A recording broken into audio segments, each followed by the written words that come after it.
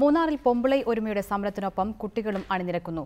മാതാപിതാക്കളുടെ കൂലി പ്രശ്നം എത്രയും വേഗം പരിഹരിക്കണമെന്ന അഭ്യർത്ഥനയോടെയാണ് ഇവർ സമരമുഖത്ത് നിറസാന്നിധ്യമാകുന്നത്. ഫീസ് അടക്കാനാകാത്തതിനാൽ സ്കൂളുകളിൽ തുടരാനാകാത്ത സാഹചര്യമാണ് മിക്ക കുട്ടികൾക്കും ഉള്ളത്.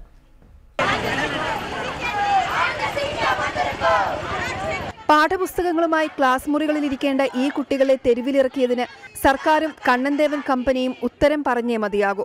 പാഠശകലങ്ങൾ ഉറക്കെ ചൊല്ലേണ്ട ഇവർ ഇന്ന് തൊണ്ടപൊട്ടി മുദ്രാവാക്യം വിളിക്കുന്നത് തങ്ങളുടെയും കുടുംബത്തിന്റെയും ജീവൻ നിലനിർത്താനാണ്.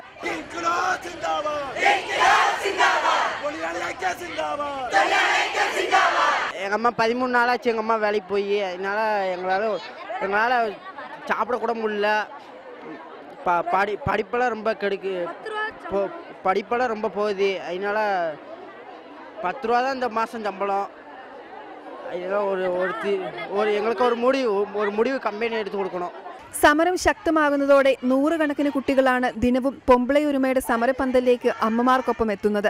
തങ്ങളെ ഇനിയും അവഗണിക്കരുതേ എന്ന അപേക്ഷ മാത്രമേ ഇവർക്കുള്ളൂ. சாப்பிடுறதுக்கு வழிவகுக்கிறதா எங்க பெற்றோர்கள் இங்க வந்து போராட்டத்துக்காக பட்டினியும் பசியோடு இருக்காங்க.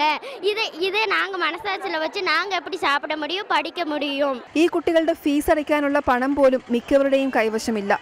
സ്കൂളിൽ തുടരാനാകാത്ത സാഹചര്യത്തിൽ നാട്ടിൽ മടങ്ങിയെത്തി സമരമുഖത്തിരിക്കുന്ന കുട്ടികളാണ് ഇതിൽ ഭൂരിഭാഗവും. எங்க அம்மா இங்க வேலை பார்க்குறாங்க. எங்க அம்மா போனஸ் பிரச்சனைக்கு இங்க சமரம் பண்றாங்க. இவங்க இப்பயும் சமரம் பண்றாங்க.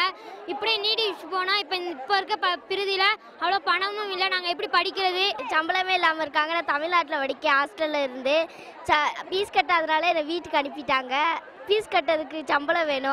സമരം അവസാനിച്ചില്ലെങ്കിൽ തൊഴിലാളികൾക്കൊപ്പം ഇവരുടെ ഭാവിയും ഇരുളടയും. അച്ഛന്റെയും അമ്മയുടെയും കഷ്ടപ്പാടുകൾ കണ്ട് മനംനൊന്തു തന്നെയാണ് ഈ കുട്ടികൾ സമരത്തിൽ ഇറങ്ങിയിരിക്കുന്നത്. സർക്കാരിന് മനസാക്ഷിയുണ്ടെങ്കിൽ തോട്ടം തൊഴിലാളികളുടെ പ്രശ്നത്തിന് എത്രയും വേഗം പരിഹാരം കാണണം. മൂന്നാറിൽ നിന്നും ക്യാമറമാൻ എബിൻ സാബുവിനൊപ്പം യദു നാരായണൻ, റിപ്പോർട്ടർ.